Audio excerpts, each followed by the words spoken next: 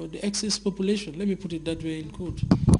A place like Joswang, the Igbo town, Dumos, and all that, those are places that should not be inhabited by people. They were mainly used as farmlands. But now we are using those swampy areas. Now, year in, year out, whenever there is rainfall, excessive rainfalls, those are the places that are affected. As to what the Secretariat is doing towards raising awareness on the issue that continues to ring alarm bells for stakeholders all over the world, Sehu Trawale took time to lay out their strategy on how to battle this phenomenon. We are also working alongside with various civil society organizations, structures that we have set up to help in advocating on population and related issues at the regional level, just to ensure that population issues are well entrenched in regional plans and policies. Concerns about population issues in the Gambia are not only limited to population growth rate and size, but also includes the age structure and spatial distribution of the population. According to the National Population Policy document, the country's population can be described as a youthful one, which means a high potential for rapid growth as well as high dependency burden on the economy. This could adversely affect savings and capital formation, which are crucial for sustained economic growth. With these serious burning issues in mind, it is hoped that global solutions will be arrived at to sufficiently solve world population concerns and pave a way to find measures in which countries will adequately maintain a healthy populace at the same time protect its natural resources. For Grts News, I am Aissatou Mane. The Gambia Supreme Islamic Council, in collaboration with the Imam Ratib of Banjul, informs the general public that Sunday, the 4th of December 2011, will be the 9th of Muharram, and Monday, the 5th of December 2011, the 10th of the Muharram, 1433 Hijrah.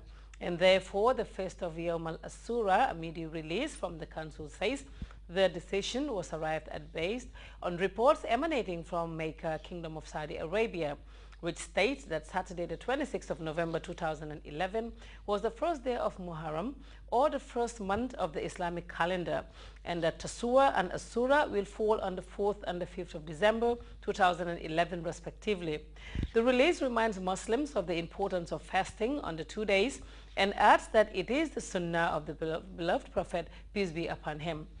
The council wishes His Excellency the President, Sheikh Professor Walhaji Dr. Yahya A.J.J. Jammeh, his government and the entire Muslim Ummah in the Gambia a blessed celebration of the feast of Asura. It concludes. Meanwhile, His Excellency Sheikh Professor Walhaji Dr. Yahya Jammeh, President of the Republic of the Gambia, is pleased to inform the general public of the commencement of a special Yawm al-Asura sale of meat at affordable prices on Sunday, the 4th of December 2011.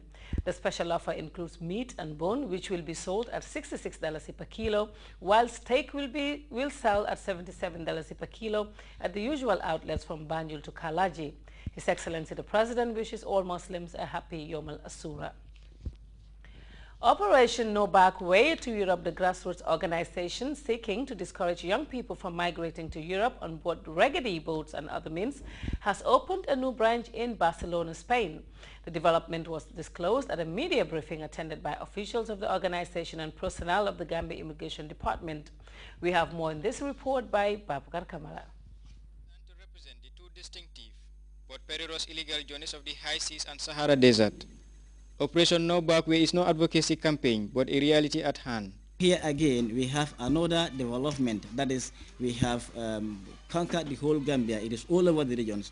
But what next step can we do is to reach beyond the boundaries of this country, because we understood that illegal migration, for us to be able to combat it properly, it is like two sides of the coin.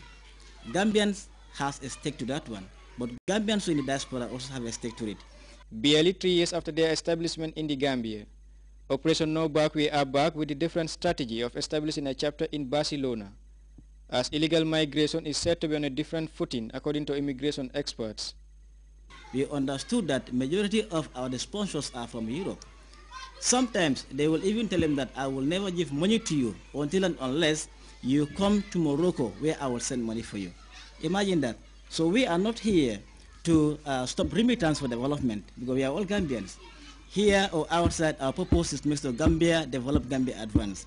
But here, they are now trying to force them, leave Gambia, come to Morocco before I will send money for them. So the event is that they end up losing their lives. But the trend has now moved from that of transatlantic to trans-Sahara, simply because of the effective monitoring system put in place by the Department of Immigration. People have now stopped moving through the high seas. Instead, they are now using routes through Sahara. The recent years have witnessed an unprecedented achievements to stop young people venture on the perilous journey, but their determination keep knocking hard to an ambition hardly to be eradicated. However, their briefing interface is part of efforts meant to hive activities of illegal migrants trying to enter Spain. Babukar Kamara, GRTS. More evidence and exhibits are being admitted in the treason trial against ex-information minister Dr. Amadou Katrajane and 3 others facing charges of sedition at the Special Criminal Court. Ibrahim Jatta was at the High Court and he reports state prosecutors are still gleaning evidence from the 13th witness in the case. Evidence in chief before a wholly occupied courtroom, Assistant Superintendent Bakema Suso identified the hard drive taken from the office of the first accused and adduced that the drive contained CCG press releases and an interview with Ndaitafa Sose, which ended with the national anthem of the Gambia. The audio messages were transcribed by one Usman Top, according to ASP Suso, who further verified the transliterated documents admitted earlier as evidence. A search in the office of the first accused also recovered 2 T-shirts bearing the inscription "Coalition for Change Gambia" and "Dictatorship Now" at the front and "Freedom" on the back. Suso testified and added that investigators also discovered a vehicle at the office which was earlier identified by Inspector Gay as the one used for the distribution of the T-shirts. Suso told the court that the first accused confirmed the vehicle as his own before it was taken to the police intervention unit, where he took the registration number and gave it to the license department in order to ascertain the owner of the car, which was subsequently confirmed as the property of the first accused. When prosecutors, however, moved to tender the letter of request sent by the witness to the license department and the letter of response he received as exhibit, lawyer Lamin Kamra opposed the motion on the basis that the document was not listed on the bill of indictments and cited several authorities to strengthen his claim. Mikhail Abdullah, the director of public prosecutions, however, withdrew the motion and applied for a leave of summary of evidence, and again the defense lawyer objected, arguing that the motion lacks merit and is not based on any law in the criminal code. This is a trial by ambush, and admitting the documents will be fatal to the case, according to lawyer Kamra, as he invited the court to dismiss the application. But he was overruled by the court. The documents admitted and the witness continued his evidence. During Dr. Jane's brief detention at the Bruceby Police, investigators requested to look into his email account, which he accepted, according to the 13th prosecution witness, who related how the first accused told them that the CCG audio messages discovered in his inbox were posted by Ndaitafa Sose and that it is available on all online publications. The trial continues on December the 6th for the continuation of evidence.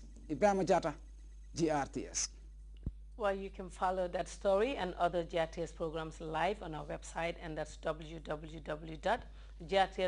There you can also monitor GRTS radio live. Time now to take our first break. We'll be right back.